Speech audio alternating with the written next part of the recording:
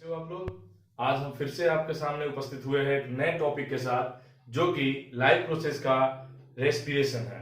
देखिए बच्चों, सब कुछ कर लेते हैं, न्यूट्रिशन सब तरीके से हो जाता है, हम लोगों को फूड मिल गया, डाइजेस्ट कर लिए, न्यूट्रिशन प्रोसेस कंप्लीट हो गया, लेकिन उससे एनर्जी तो अभी तक मिला नहीं बॉडी को। तो बॉडी को एनर्जी मिलेगा कैसे? तो बॉडी को एनर्जी मिलने के लिए रेस्पिरेशन का होना बहुत ही आवश्यक है, इसलिए इसको one of the most important process of life बोला गया। तो ये लाइफ प्रोसेस का सेकेंड प्रोसेस जिसको हम लोग रेस्पिरेशन बोलते हैं, ये होता क्या है बच्चों? रेस्पिरेशन होता क्या है? ये एक ऐसा प्रोसेस है जिसमें जो न्यूट्रिएंट हम लोग लेते हैं उसका ब्रेकडाउन होता है और एनर्जी रिलीज होता है। तो ये क्या लिख सकते हैं हम लोग कि प्रोसेस फॉर रिलीजिंग किस चीज का? एनर्जी का। एनर्जी रिलीज करने का जो प्रोसेस होगा उसको हम लोग रेस्पिरेशन बोलेंगे। बच्चों यहां देखेंगे कि ये रेस्पिरेशन जो है ये दो टाइप में बांटा गया है इसको। कौन कौन सा? तो एक्सटर्नल रेस्पिरेशन और इंटरनल रेस्पिरेशन। बच्चों ये ध्यान रखेंगे, चाहे वो ऑर्गेनिज्म प्लांट हो या फिर एनिमल हो, सारे ऑर्गेनिज्म को अर्थ पे सरवाइव करने के लिए रेस्पिरेशन भी उतना इंपॉर्टेंट है, उतना ही इंपॉर्टेंट है जितना न्यूट्रिशन था। तो देखेंगे बच्चों इसमें होता क्या है। एक्सटर्नल रेस्पिरेशन को हम लोग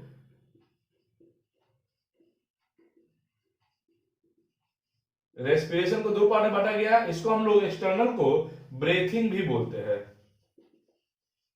और इंटरनल रेस्पिरेशन को सेल्यूलर रेस्पिरेशन बोलते हैं। ठीक है बच्चों, ध्यान से देखेंगे, सेल्यूलर रेस्पिरेशन बोलते हैं। क्लियर है? एक्सटर्नल रेस्पिरेशन को ब्रीथिंग जब बोल रहे हैं तो ये ब्रीथिंग है क्या जानेंगे। इस ब्रीथिंग को भी फर्दर डिवाइड किया गया हुआ है कौन कौन से प्रोसेस में। तो इसको बोला गया हुआ है इनहेलेशन और दूसरे को बोला गया हुआ है एक्सहेलेशन। ये सब इंट्रो है बच्चों, इसको ध्यान से देखेंगे, फिर चैप्टर में डिटेल करेंगे तो अच्छे से समझ में आएगा। सेल्यूलर रेस्पिरेशन को भी दो पार्ट में बांटा गया, एक जो ऑक्सीजन के प्रेजेंस में होता है जिसको हम लोग एरोबिक बोलते हैं, और दूसरा जो ऑक्सीजन के एब्सेंस में होता है उसको हम लोग एनएरोबिक बोलते हैं। बच्चों इतना समझ में आ रहा है? Very good. तो बच्चों इसमें देखेंगे कि प्लांट में रेस्पिरेशन किस ऑर्गन की मदद से होता है और उस प्लांट में रेस्पिरेशन को कौन कौन से फैक्टर अफेक्ट करता है, ये सारा देखेंगे। फिर हम लोग एनिमल की तरफ बढ़ेंगे और एनिमल में हायर एनिमल हम लोग जिसमें ह्यूमन को पढ़ेंगे हम लोग।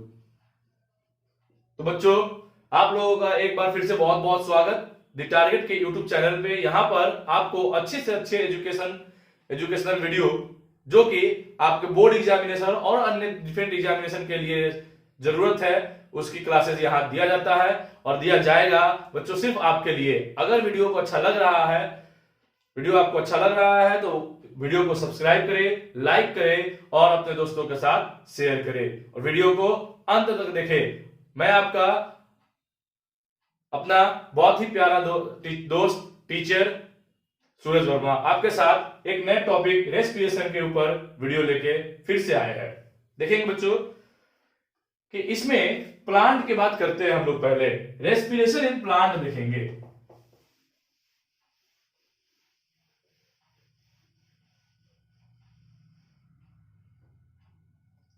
बच्चों प्लांट को जब देखते हैं हम लोग तो प्लांट में रेस्पिरेटरी ऑर्गन कौन कौन सा होता है।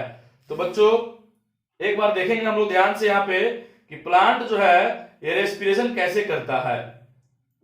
तो प्लांट के लिए रेस्पिरेटरी ऑर्गन्स जो होते हैं बच्चों, ये होता है स्टोमटा, प्रेजेंट कहां है? लीव्स में। दूसरा क्या है बच्चों जो कि बहुत कॉमन दिख रहा है आपको, तो लेंटिकल्स बोलते हैं इसको, ये स्टीम में प्रेजेंट होता है। तीसरा जो है रूट हेयर की मदद से भी प्लांट रेस्पायर करता है, रूट हेयर जो कि रूट में प्रेजेंट होता है बच्चों। ये देखेंगे प्लांट जो है रेस्पिरेशन 3 ऑर्गन से करता है, स्टोमाटा, लेंटिकल्स और रूट हेयर। बच्चों हम लोग स्टोमाटा का स्ट्रक्चर पहले ही देख चुके थे कि ये स्टोमाटा है,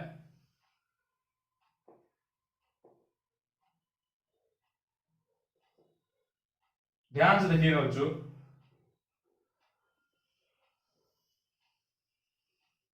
ये जो है बीच का पोर, इसको स्टोमेटल पोर बोलते हैं।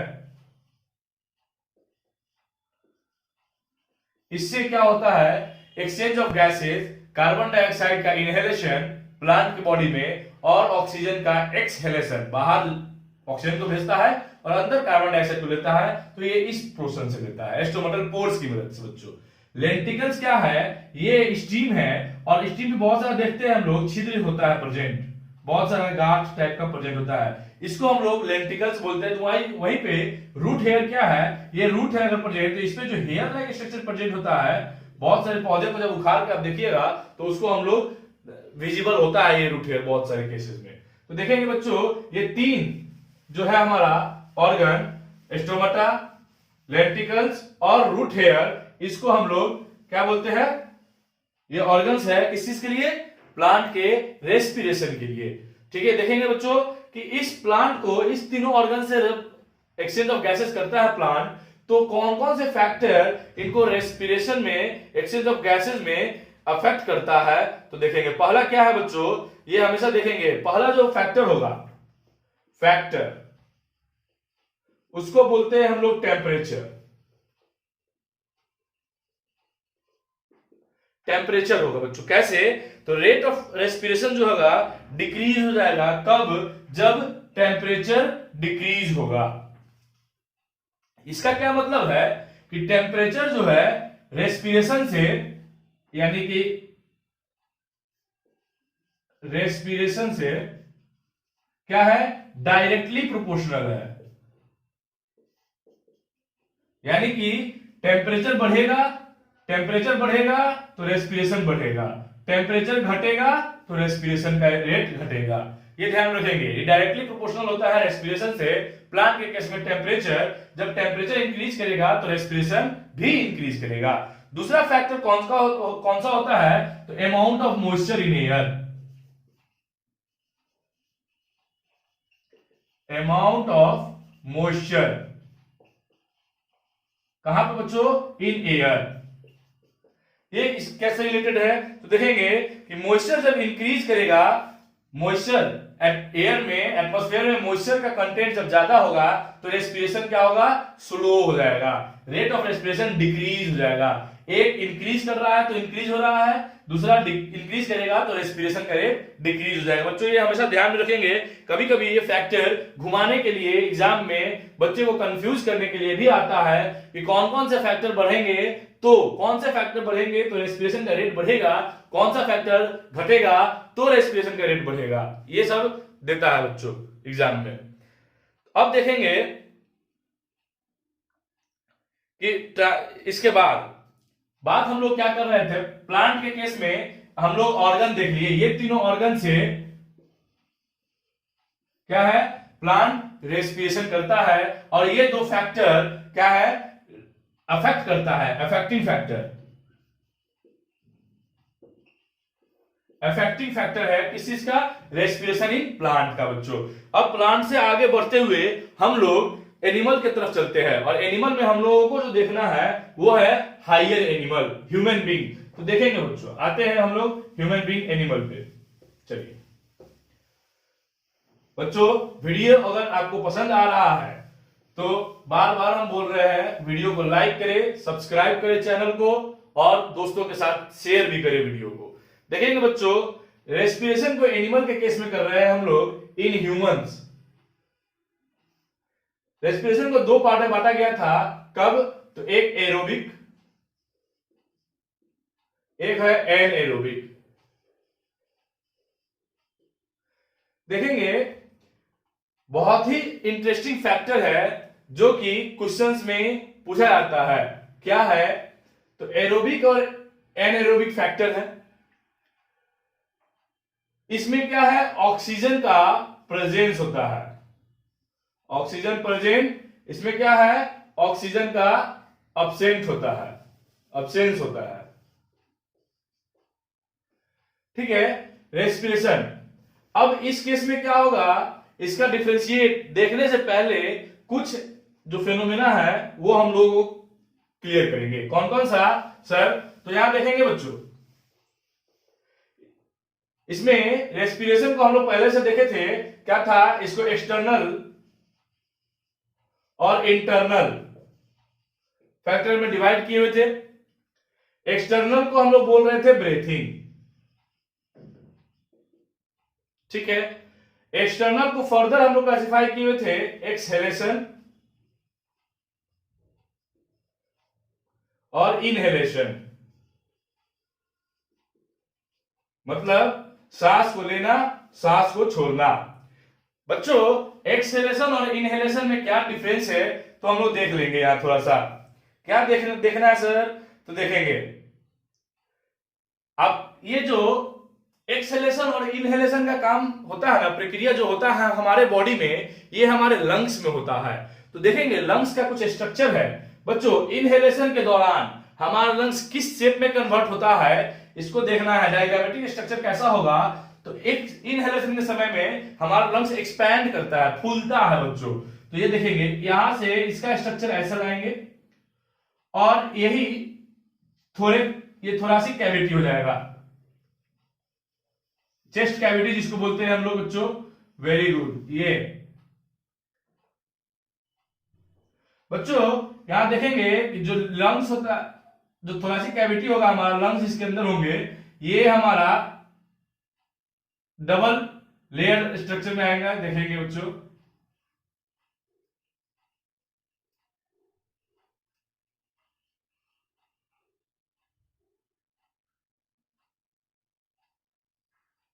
ये है, देखेंगे बच्चों, कहीं पे कंफ्यूज नहीं होना है। इस तरीके से स्ट्रक्चर प्रेजेंट होता है।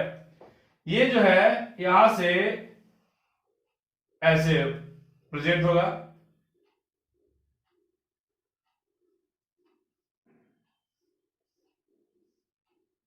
ये इस टाइप का।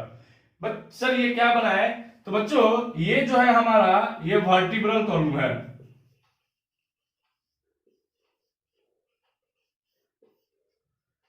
ये क्या है सर? तो ये डायफ्राम है, ठीक है। क्या है बच्चों? डायफ्राम।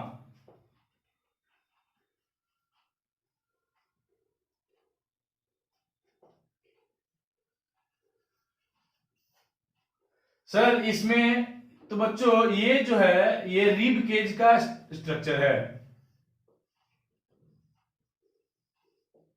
Rib cage. तो बीच में लंग्स हो गया बच्चों। अब इस लंग्स में क्या होता है, ये लंग्स जो होता है ना एक्सपैंड करता है इनहेलेशन में। एयर जो होता है रसेस इनसाइड, एयर अंदर की तरफ भागा आता है। ठीक इसी का रिवर्स केस एक्सहेलेशन में होता है बच्चों। इसमें क्या होता है, ये अगर आपका लंग्स है तो ये ऐसा होता है,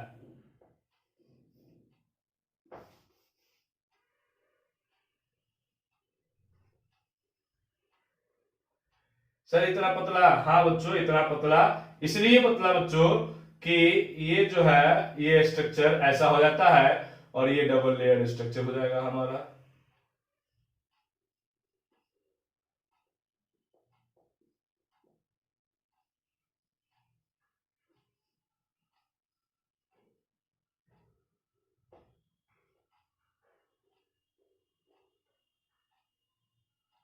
ये ऐसा हो जाएगा, सिमिलर स्ट्रक्चर है। ये डायफ्राम है, ये रिब केज है, वर्टिब्रल कॉलम,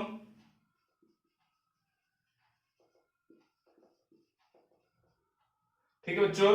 इसमें क्या होगा, एयर जो है ऊपर की तरफ भागेगा, बाहर की तरफ भागेगा, और यहां लिख सकते हैं हम लोग एयर जो है रसेस आउट, और ये क्या हो जाएगा, डायफ्राम। तो ये कहानी स्ट्रक्चर बनता है बच्चों एक्सेलेरेशन इनहेलेशन का। कुछ रिटर्न डिफरेंस भी देख लेंगे बच्चों हम लोग यहाँ पर इनका। अगर आपको स्क्रीनशॉट लेना है तो जल्द से जल्द स्क्रीनशॉट ले ले, ताकि आगे दिक्कत नहीं होगा। ठीक है बच्चों, आगे बढ़ते हैं। इसमें देखेंगे कि क्या है रिटर्न डिफरेंस, क्या होगा जब डिफरेंशिएट पूछेगा कि ब्रेथिंग का एक्सहेलेशन और इनहेलेशन को डिफरेंशिएट कीजिए तो क्या करेंगे हम लोग। तो देखेंगे बच्चों, जब एक्सहेलेशन को डिफरेंस करेंगे तो पहला पॉइंट लिखेंगे हम लोग कि इसमें एयर जो होता है रसेस out of lungs.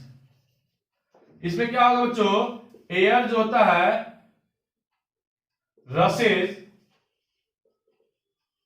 Inside of lungs. इसमें क्या होगा बच्चों, लंग्स जो होगा जब बाहर हवा निकल जाएगा तो lungs comes to its normal position. बच्चों बहुत बार लिख देते हैं आप लोग कि लंग्स कॉन्ट्रैक्ट, वो अपने नॉर्मल पोजीशन पे आके रिलैक्स करता है। बच्चों कॉन्ट्रैक्ट नहीं होता है, कॉन्ट्रैक्ट का मतलब नॉर्मल से भी अंदर जाना। ठीक है, ये ध्यान रखेंगे, छोटी छोटी गलतियां होती है। दूसरा क्या होगा, इसमें तो एक्सपेंड करता है, तो लंग्स जो होता है लंग्स एक्सपैंड। ठीक है, एक्सेलेरेशन में कॉन्ट्रैक्ट नहीं होगा, रिलैक्स पोजीशन पे आएगा, नॉर्मल पोजीशन पे आएगा। लेकिन इनहेलेशन में लंग्स क्या होता है, एक्सपैंड करता है। वही केस है तीसरा, जैसे ही लिखेंगे क्या लिखेंगे, रिब केज जो होगा, रिब केज मूव्स अपवर्ड, और इसमें भी rib cage comes to its normal. ठीक है बच्चों, एक चीज देखेंगे क्या होता है कि इनहेलेशन में डायफ्राम जो था ना, नीचे वाला हिस्सा, जब उसके ऊपर से प्रेशर पड़ता है, ये हमारा ऐसा स्ट्रक्चर होता है और इसके ऊपर से प्रेशर पड़ेगा तो क्या होगा बच्चों, ये फ्लैट होने के सरफेस के बराबर आ जाएगा। तो फ्लैट एक्चुअली होता नहीं है लेकिन सरफेस के बराबर होता है। इसलिए फोर्थ पॉइंट हम लोग हमेशा लिखेंगे कि डायफ्राम जो होगा वो क्या होगा, डायफ्राम जो होगा बिकम्स फ्लैट। और इसमें फोर्थ क्या लिखेंगे, फिर जब सॉरी बच्चों ये उल्टा लिख दिए, क्या लिखे, एक्सहेलेशन में डायफ्राम क्या होगा, जब हवा निकल जाएगा लंग्स से तो लंग्स फिर अपने नॉर्मल पोजीशन पे आएगा, तो इस तरीके से बन जाएगा। और ये गुंबद का टाइप है तो ये डोम शेप कहेंगे इसको, हम लोग क्या बोलेंगे, डोम शेप। लेकिन जैसे ही प्रेशर पड़ेगा तो डायफ्राम क्या होगा, यहां बिकम्स फ्लैट।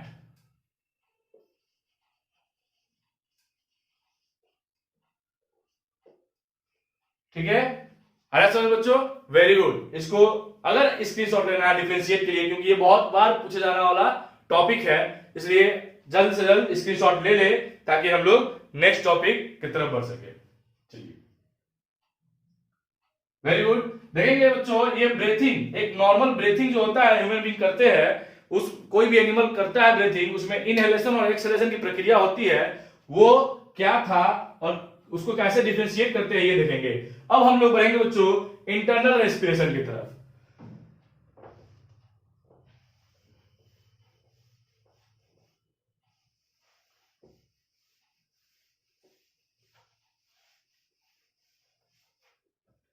देखेंगे बच्चों, इंटरनल रेस्पिरेशन बार बार हम लोग कहते आ रहे हैं, इसको सेल्यूलर रेस्पिरेशन भी बोलते हैं। और एनर्जी का जो रिलीज होता है ना, वो इंटरनल रेस्पिरेशन में ही होता है। एक चीज और डिफरेंशिएट कर सकते हैं, अगर ब्रीथिंग और इंटरनल रेस्पिरेशन की बात की जाए डिफरेंशिएट की, तो कर सकते हैं कि इसमें एनर्जी रिलीज नहीं होता है, इसमें एक्सचेंज ऑफ गैसेज होता है, इसमें एक्सचेंज ऑफ गैसेज नहीं होता है। कर देते हैं बच्चों, वेरी गुड। आपके लिए पहला क्या होगा, exchange of gases take place, exchange of gases takes place. इसमें इसका पहला क्या होगा, break down of food, takes place, ठीक है। दूसरा क्या होगा बच्चों, एक्सचेंज ऑफ गैसेस के अलावा नो एनर्जी इज रिलीज्ड, इसमें क्या होगा, high amount of energy is released. सीधे, या इसको हाई अमाउंट इसलिए नहीं लिखेंगे बच्चों क्योंकि ये एनएरोबिक भी हो सकता है, तो इस केस में हम लोग लिखेंगे सीधा क्या, कि एनर्जी इज रिलीज्ड, ठीक है। तीसरा क्या होगा, इंटरनल और एक्सटर्नल रेस्पिरेशन का, एक्सचेंज ऑफ गैसेस हो गया, ब्रेकडाउन ऑफ एनर्जी हो गया, एनर्जी रिलीज नहीं होता है, एनर्जी रिलीज होता है, ठीक है। अब क्या है इसमें, ये ओवरऑल फंक्शंस है, लंग्स इज इन्वॉल्व, यहां cells of body is involve, ठीक है बच्चों। तो ये इतना कर देने से आपका डिफरेंशिएट ब्रीथिंग और इसका रेस्पिरेशन का कंप्लीट हो जाएगा। अब आगे हम लोग इंटरनल रेस्पिरेशन को डिटेल करते हैं, इसमें देखेंगे बच्चों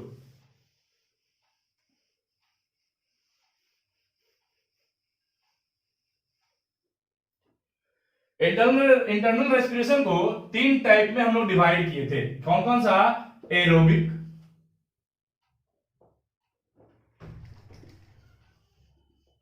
दूसरा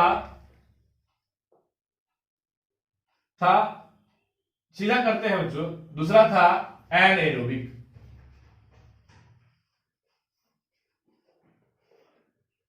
देखेंगे एरोबिक और एनएरोबिक रेस्पिरेशन क्या होता है। ये पहला लिखते हैं इसके बच्चों, ऑक्सीजन इज इन्वॉल्व, इसका ऑक्सीजन इज नॉट इन्वॉल्व या अब्सेंट। दूसरा बच्चों क्या होगा, ऑकर इन माइटोकॉन्ड्रिया,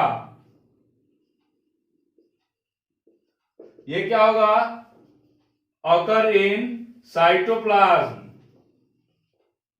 तीसरा क्या बच्चों, occur in higher animal like human. ये क्या हो गया बच्चों, ये occur in lower animal like yeast. चौथा क्या बच्चों, high amount of energy is released.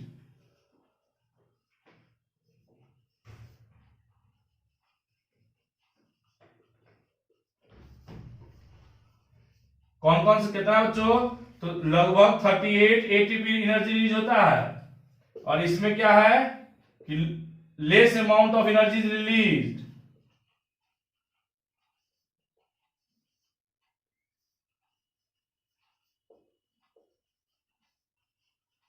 जो कि 2 एटीपी होता है बच्चों बराबर। तो ये डिफरेंशिएट भी एग्जाम में बार बार पूछे जाने वाला क्वेश्चन है, इसलिए आप इसको अच्छे से देखकर एग्जाम में जाए। बच्चों इस टॉपिक को आप जल्दी से स्क्रीनशॉट भी ले लीजिए, क्योंकि ये हमेशा पूछा जाता है डिफरेंशिएट, ठीक है। स्क्रीनशॉट लेने के बाद आगे की तरफ हम लोग बढ़ते हैं। सर क्या बढ़ना है आगे की तरफ, तो एक मेजर चीज है बच्चों, देखेंगे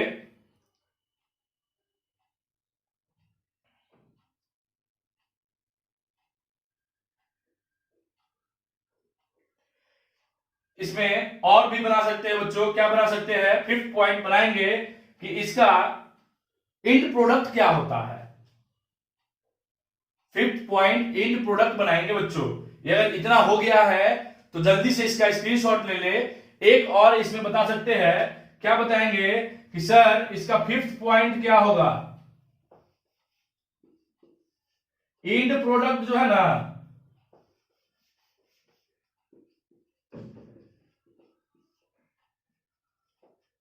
एंड प्रोडक्ट, एंड प्रोडक्ट क्या होगा इसमें बच्चों ध्यान से देखेंगे, इसका एंड प्रोडक्ट जो होगा एरोबिक का, ये होगा CO2 plus H2O plus energy. इसमें क्या होगा सर, इसका हो जाएगा एंड प्रोडक्ट, क्या होगा जल्दी बोलिए, इथेनॉल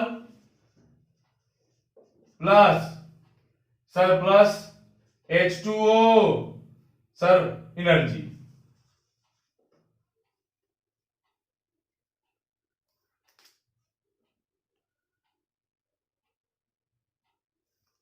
सॉरी यहां पे H2O नहीं CO2, सॉरी।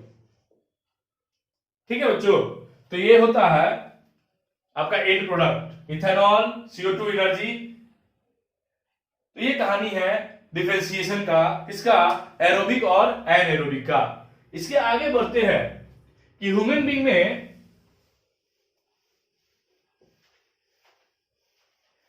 बीइंग में जो रेस्पिरेशन होता है, ये रेस्पिरेशन, जो भी ह्यूमन बीइंग का रेस्पिरेशन होता है, ये रेस्पिरेशन जो है किस ऑर्गन से होके कंप्लीट होता है। तो organ involve in respiration in human being, organ involve. देखेंगे बच्चों, ऑर्गन की तरफ चलते हैं, ऑर्गन कौन कौन सा इन्वॉल्व होता है इसमें, तो देखेंगे सबसे स्टार्टिंग से करते हैं, हमारा नॉस्ट्रिल होता है सबसे स्टार्टिंग में। नॉस्ट्रिल के बाद जो एयर होता है वो अंदर इन करता है, जिस रास्ते को, उस रास्ते को बोलते हैं नेसल पैसेज। इस नेसल पैसेज के बाद बच्चों जो कैविटी में इन करता है उसको हम लोग नेसल कैविटी बोलते हैं। नेसल कैविटी के बाद बच्चों ये एयर जो होता है ये हमारा इपीग्लोटिस में मूव करता है। इपीग्लोटिस के बाद हमारा ये organ, air, next organ pharynx,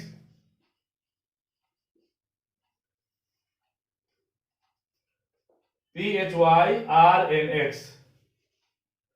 इसके बाद लैरिंक्स, LYRNX, जिसको हम लोग वॉइस बॉक्स भी बोलते हैं। लैरिंक्स फेरेंक्स हो गया बच्चों। इसके बाद ये एयर ट्रैकिया में इन करता है। ठीक है सर, तो इसको नंबरिंग करते हैं, पहला, दूसरा, तीसरा, चौथा, पांचवा, छठा, सातवां, फिर आठवां आते हैं बच्चों ट्रैकिया के बाद ब्रोंक, क्या होता है बताइए, अभी हिंट दे दिए, ब्रोंकस बोलते हैं। ब्रोंकस के बाद क्या होता है, इसका भी माइक्रोफाइबर होते हैं, ब्रोंक्यूल्स।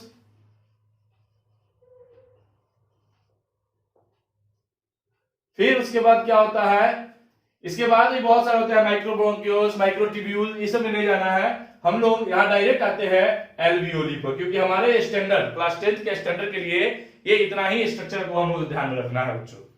इसमें क्या होता है, इसमें बहुत इंटरेस्टिंग फेनोमेनन है कि जो हमारा इनहेल्ड एयर जो होता है, इनहेल्ड एयर ऐसे जाता है नेसल पैसेज में, नेसल से पैसेज से नेसल कैविटी, इसके बाद epiglottis, pharynx, larynx, trachea, trachea के बाद ब्रोंक्यूल्स, ब्रोंकस,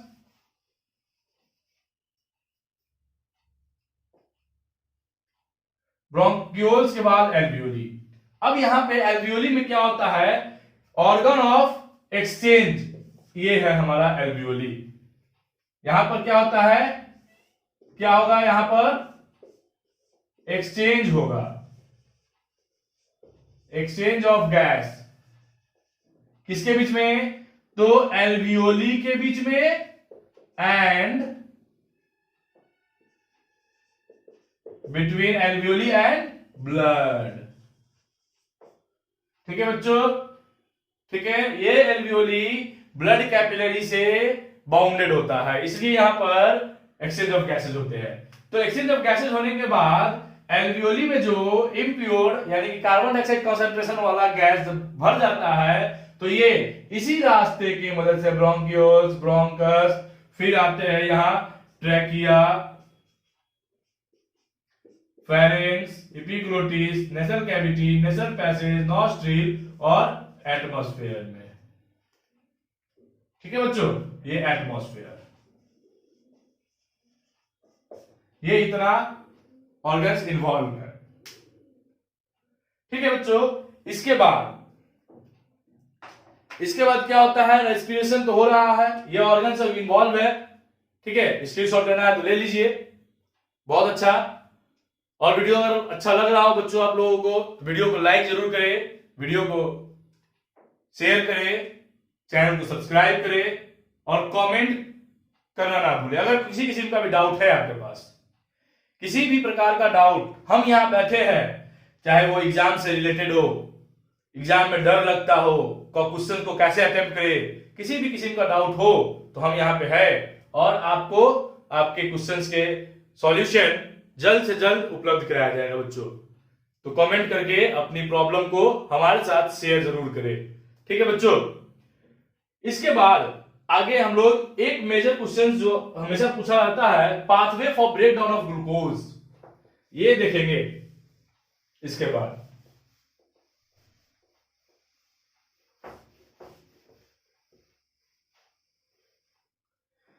क्या है बच्चों, next question, pathway for break down of glucose.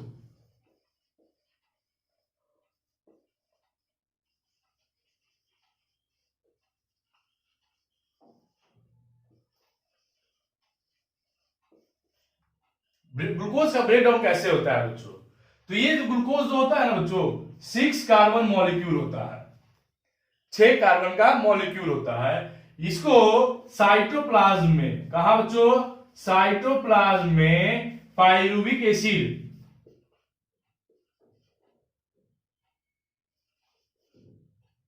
जो कि पाइरुवेट, जो कि 3 कार्बन मॉलिक्यूल पाइरुविक एसिड में कन्वर्ट कर दिया जाता है साइटोप्लाज्म में। 6 कार्बन मॉलिक्यूल और 3 कार्बन मॉलिक्यूल का हो गया बच्चों। एक चीज जान लीजिए कि माइटोकॉन्ड्रिया जो है, माइटोकॉन्ड्रिया डबल मेम्ब्रेन का लेयर होता है और 6 कार्बन का ग्लूकोज जो था वो इसके पोर्स के जरिए इन नहीं कर पाता है। इसका साइज जो होता है 6 कार्बन मॉलिक्यूल का, वो कंपैरिजन टू पाइरुवेट बड़ा होता है, comparison to the whole of membrane of mitochondria वो बड़ा होता है और वो इन नहीं कर पाता है। उस केस में एनर्जी जो रिलीज होता है, हमारा एनर्जी फैक्ट्री माइटोकॉन्ड्रिया होता है बच्चों। उस केस में क्या होगा कि हमारा बॉडी साइटोप्लाज्म में ही ग्लूकोज को पाइरुवेट में कन्वर्ट कर देता है, जो कि कंपेयर टू ग्लूकोज साइज में स्मॉलर है। अब ये आसानी से माइटोकॉन्ड्रिया के अंदर इन करता है। अब यहां से 3 केस बनते हैं बच्चों। क्या कि सर अगर ऑक्सीजन का प्रेजेंस होगा ना, O2 इज प्रेजेंट,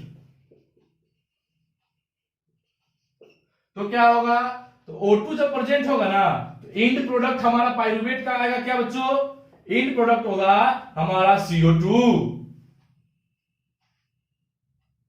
ठीक है ना, इंड प्रोडक्ट होगा हमारा CO2 plus H2O plus energy.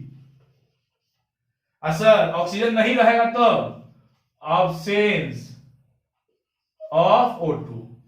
इस केस में, तो इस केस में अभी बताया था बच्चों, क्या, ethanol plus CO2 plus energy. Sir ये कहां होता है, तो बच्चों ये ईस्ट में होता है। अब सर ये कहां होगा, तो बच्चों ये जो होगा ना हमारा माइटोकॉन्ड्रिया में होगा। कहां होगा, माइटोकॉन्ड्रिया में होगा। ये हमारा माइटोकॉन्ड्रिया में होगा। ठीक है सर, एक केस और कुछ बनेगा, हाँ एकदम बनेगा बच्चों, जब लैक ऑफ ऑक्सीजन, ऑक्सीजन की कमी होगी तब, तो यहां पे बनेगा हमारा lactic acid plus CO2 plus energy. ठीक है, कब सर, तो ऑक्सीजन के लैक में, O2 लैकिंग, जब ऑक्सीजन कम हो जाएगा। तो ये बच्चों, ये जो टॉपिक है ना, बहुत बार बहुत ही इंपॉर्टेंट टॉपिक है, हर चीज के रिलेटेड, और बहुत बार पेपर में आया हुआ है, इसलिए इसको स्किप नहीं कीजिए बच्चों, वीडियो को लास्ट तक देखिए और अच्छे से मार्क्स गेन करके आइए बच्चों एग्जाम में। ठीक है, तो ये कहानी है pathway of breakdown of glucose. बच्चों एक मेजर चीज आपको बता दे, जो कि कहीं पे आपके लेवल में, क्लास 10th के लेवल में ये देखने को नहीं मिलता है, लेकिन कभी कभी आपसे कोई पूछ लेगा तो आंसर बताना एकदम अवश्य इंपॉर्टेंट है। क्यों इंपॉर्टेंट है बच्चों, जल्दी से बताइए, कि बाद में आपसे पूछ देगा कि वो क्वेश्चन का आंसर क्या होगा, वो क्वेश्चन सर क्या है, क्वेश्चन क्या है। तो देखिए, एल्वियोली और ब्लड के बीच में एक्सचेंज सर कैसे हो जाता है। तो बच्चों क्योंकि आप सूरज सर से पढ़ रहे हैं तो आंसर देना एकदम कंपलसरी बनता है, और आंसर देंगे। ठीक है, तो देखेंगे कैसे एल्वियोली और ब्लड के बीच में एक्सचेंज कैसे होता है। तो ये अगर हमारा एल्वियोली है, एक एल्वियोली, और मान लीजिए कि ये हमारा ब्लड वेजल्स है, ब्लड इसके अंदर फ्लो कर रहा है। अब देख लीजिए, बहुत अच्छा। अब एक्सचेंज इसमें से और इसके बीच में, ब्लड और एल्वियोली के बीच में एक्सचेंज कैसे होगा सर।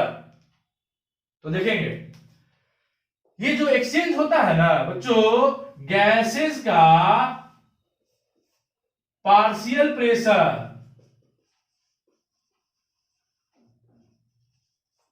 के जरिए होता है, गैसेस का पार्शियल प्रेशर के जरिए होता है एक्सचेंज। सर पार्शियल प्रेशर है क्या, तो इंडिविजुअल गैसेस, जो एटमॉस्फेयर में जितने भी गैसेस है, उस सारे गैसेस का जो इंडिविजुअल गैस होता है, उस गैस का जो प्रेशर होता है उसको पार्शियल प्रेशर बोलते हैं।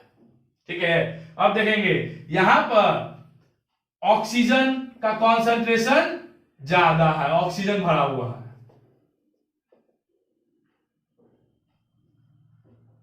ठीक है, O2,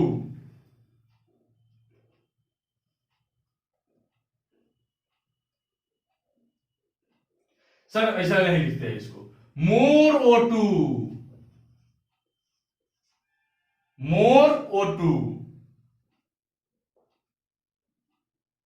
या मोर भी नहीं लिखे बच्चों, आपके लिए बहुत अच्छा, हाई O2। ठीक है, आगे क्या, तो लेस CO2, यानी कि एल्वियोली के अंदर पार्शियल प्रेशर ऑफ ऑक्सीजन क्या है, ज्यादा है, और पार्शियल प्रेशर ऑफ CO2 कम है। ध्यान रखिए, अब ब्लड में बच्चों, ब्लड में क्या है, यहां पर बताइए, जल्दी बताइए, जल्दी बताइए, कमेंट कीजिए, जल्दी कमेंट करके बताइए क्या होगा। हाँ, क्या, मोर CO2 लेस O2। इसमें क्या होगा, PO2 क्या है बच्चों, कम है, अब PCO2 बच्चों क्या है, ज्यादा है। डिफ्यूजन पढ़े हुए हैं, हायर टू लोअर ट्रांसफर क्या होता है, मॉलिक्यूल का हायर कंसंट्रेशन से लोअर कंसंट्रेशन तक ट्रांसफर को हम लोग ऑस्मोसिस बोलते हैं, और डिफ्यूजन भी उसका एक प्रमाण है। ठीक है, तो इसमें देखेंगे, जैसे ही ये इस लेयर पर पहुंचता है, सेमी परमिएबल होने के कारण ये डिफ्यूज होना चालू करेगा। कैसे, तो CO2 इससे ऐसे निकलेगा और O2 ऐसे इन करेगा। क्यों, क्योंकि पार्शियल प्रेशर में डिफरेंस था। अब ब्लड यहां के बाद क्या हो जाएगा, यहां पे हो जाएगा मोर O2 लेस CO2। आफ्टर क्या, आफ्टर एक्सचेंज, क्या हो जाएगा, partial pressure of O2, partial pressure of O2 कम हो जाएगा और पार्शियल प्रेशर ऑफ CO2 ज्यादा हो जाएगा, तो ये गैस ये एटमॉस्फेयर में रिलीज हो जाएगा। अरे समझ में, बहुत अच्छा। ये कहानी था ऐसे। अब यहां से इसका कहानी कैसा आ जाएगा, PO2 क्या हो जाएगा, ज्यादा हो जाएगा, PCO2 क्या हो जाएगा, कम हो जाएगा। देखिए कंपैरिजन कितना अच्छा है बच्चों, इस समझ गए ना, तो समझिए रेस्पिरेशन में exchange of material gases between blood and alveoli समझ गए। एकदम छोड़ना नहीं है क्वेश्चंस को पूरा बना के आएंगे, कभी भी कंफ्यूज नहीं होइएगा। ये बहुत ही इंपॉर्टेंट है, ये फेनोमेना है, ये 11 12 सब जगह काम देगा। उसके बाद नीट में तो बहुत ज्यादा, अगर मेडिकल है करना तो बउआ ये है समझना, ठीक है। इसके बाद सर क्या, तो इसके बाद आपसे एक भी क्वेश्चन उम्मीद नहीं करते हैं कि छूट जाएगा, ठीक है, रेस्पिरेशन में। तो बच्चों वीडियो को लाइक जरूर करें अगर वीडियो पसंद आ रहा है, और वीडियो बहुत ज्यादा यूजफुल है आपके लिए तो दोस्त दूसरे से भी शेयर करना ना भूलिए, ठीक है। तो आज के लिए हम लोग रेस्पिरेशन तक ही रखते हैं, रेस्पिरेशन प्लांट हो गया, एनिमल हो गया। नेक्स्ट वीडियो में हम लोग सर्कुलेशन और ट्रांसपोर्टेशन आएंगे, transportation plant, circulation in human body, ठीक है। इसलिए इस वीडियो को अंत तक देखिए, लास्ट तक देखिए, लाइक कीजिए, सब्सक्राइब कीजिए, क्यूरी को कमेंट करके जरूर बताइए। Thank you.